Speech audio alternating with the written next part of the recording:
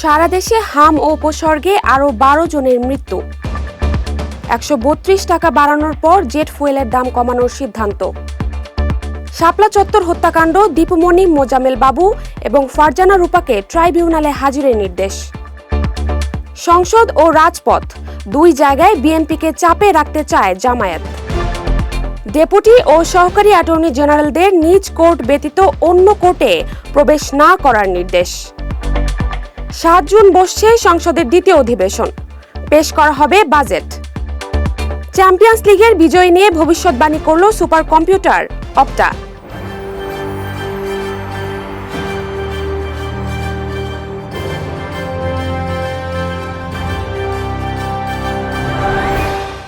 দর্শক, আমন্ত্রণ জানাচ্ছি নাগরিক প্রতিদিনের নিউজরুম ইনসাইড থেকে। সঙ্গে আছি আমি জাহারা জেবিন তন্নি।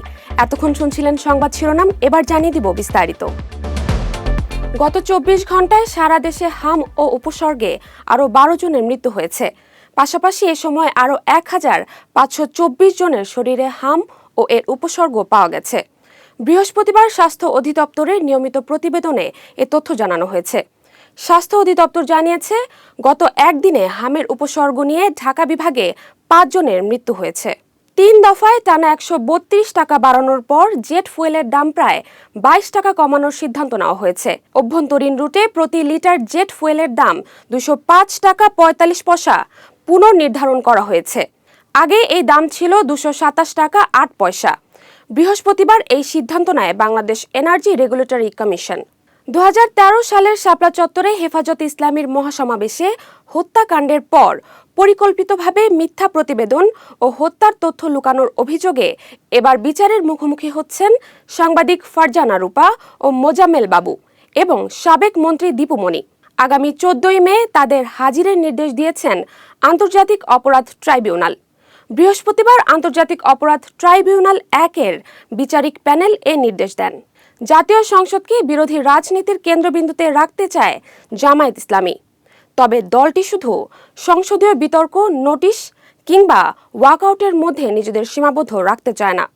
গণভোটের রায় বাস্তবায়ন, স্থানীয় সরকার নির্বাচন, জ্বালানি দ্রব্যমূল্য ও আইন শৃঙ্খলা পরিস্থিতির মতো ইস্যু সামনে রেখে রাজপথেও চাপ বাড়াতে চায় তারা।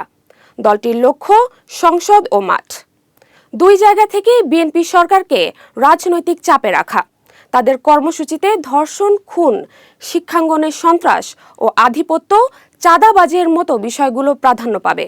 ইজলাসে প্রভাব বিস্তারের অভিযোগে ডেপুটি অ্যাটর্নি জেনারেল ও সহকারী অ্যাটর্নি জেনারেলদের নিজ কোর্ট ব্যতীত অন্য কোর্টে প্রবেশ না করার নির্দেশ দিয়েছেন অ্যাটর্নি জেনারেল মোহাম্মদ রুহুল কুদ্দুস কাজল।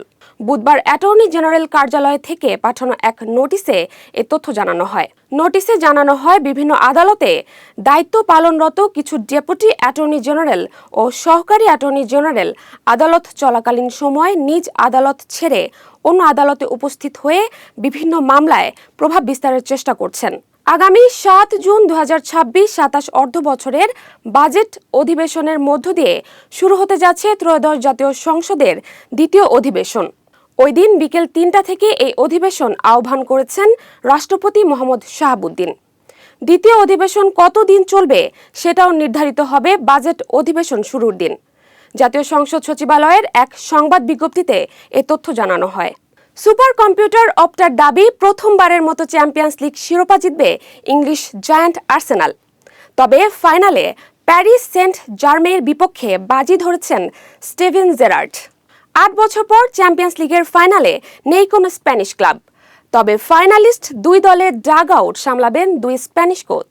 2009 থেকে 2018 সাল পর্যন্ত প্রতি মৌসুমে অন্তত একটি স্প্যানিশ ক্লাব খেলেছেন চ্যাম্পিয়ন্স লিগের ফাইনালে, কিন্তু টানা দ্বিতীয়বারের মতো ফাইনালে নেই স্পেনের কোনো প্রতিনিধি। দর্শক, এই ছিল নাগরিক প্রতিদিন নিউজরুম ইনসাইড থেকে সর্বশেষ। পরবর্তী সংবাদ দেখার আমন্ত্রণ জানিয়ে বিদায় নিচ্ছি। সে পর্যন্ত ভালো থাকুন, সুস্থ থাকুন।